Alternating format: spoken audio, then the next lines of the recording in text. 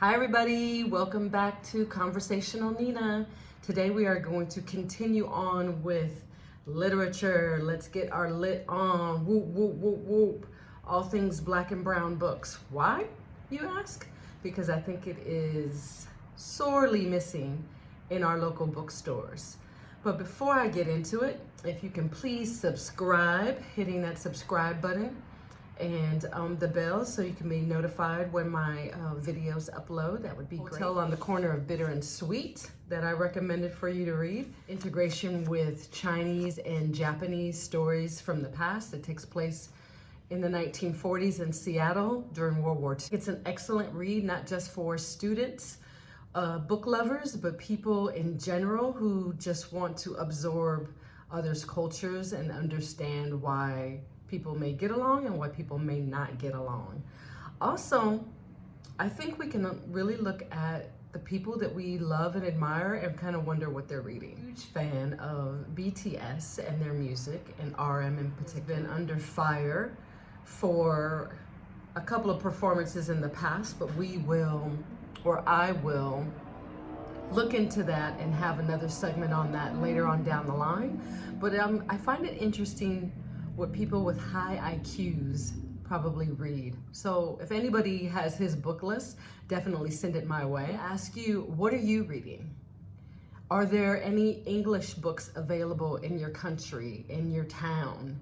And if there are, do any of those books give you an idea of the American life, and more specifically, the American Black life? For example, Green Book came out, it was in the 1950s or 60s. I may have to research that and go more into detail the next time we talk about literature. But it was a book that helped Black people navigate through highways, streets, restaurants, cities that they were welcomed in and not welcomed in.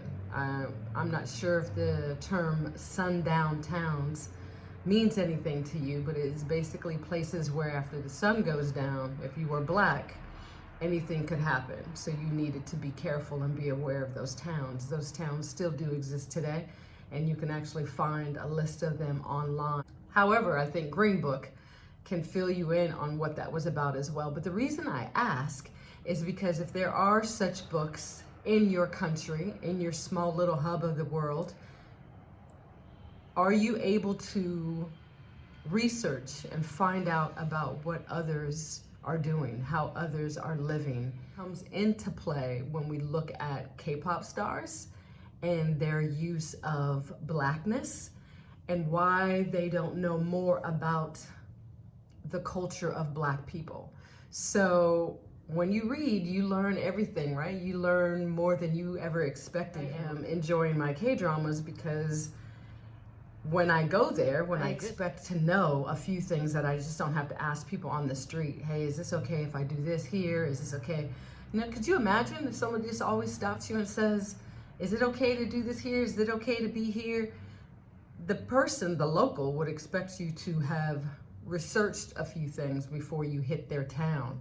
And that is the expectation, I believe, with when you do a movie or when you enter a certain music genre or type of, you sell yourself, your group sells itself, or you as an individual as excelling in this type of music, and the background is marinated, shall I say, in Black culture or Korean culture or Japanese culture or Indian culture. Those people would expect you to know a little bit about them, if not a great deal about their history, so that you can understand where that music comes from, where they come from, etc. So that's why I would really like to know, what does he read? What does he read to keep informed, and what does he read for fun, and what does he read just to get to know other people and other cultures? I think that could answer a lot of the questions about why certain individuals in Asian countries do not understand culture appropriation and culture appreciation, which I keep promising, but I really will focus on that later on down the line. All my facts and research in before I tackle that subject, because once I tackle it, I really don't want to hear the word culture appropriation or appreciation anymore. Unless, of course, it's in Q&As and you guys really want to discuss it and bring it up. Okay? What are you reading? What opens your world to somebody else's world? What have you read that completely changed your view on a group of people, on one person? Like maybe somebody who you thought hated you at work, and you realize it's just because you didn't know who they were, and when you read this book, you had an epiphany, and bam, it opened up a discussion, and now you two are besties. This stuff happens. We see it in movies, but we hear about it in real life all the time. Also, what stories would you like to see? Do you feel because you're in a certain country that your story, that you are not being seen in the world because nobody knows really your story?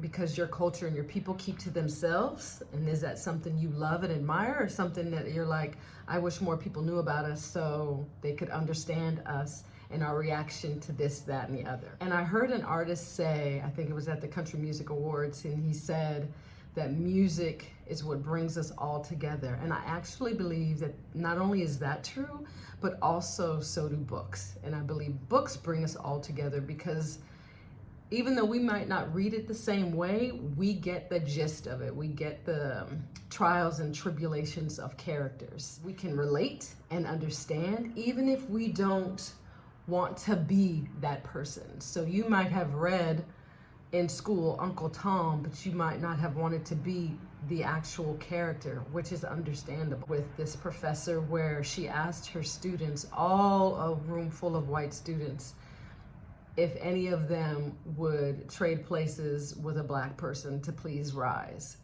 And of course there was dead silence and nobody stood up. I'm gonna find her. I think it is especially something I can use when we talk about books and literature and how that affects us, and how the more we know about people, the more empathetic we become and the more understanding we become. Once again, the goal is not for you to evolve into that person or become that person, but if you can understand somebody's plight, then you can understand their struggle, and then you understand why they get upset over this or get upset over your thoughts, your opinions. Tell me what you want to talk about on Literature Day.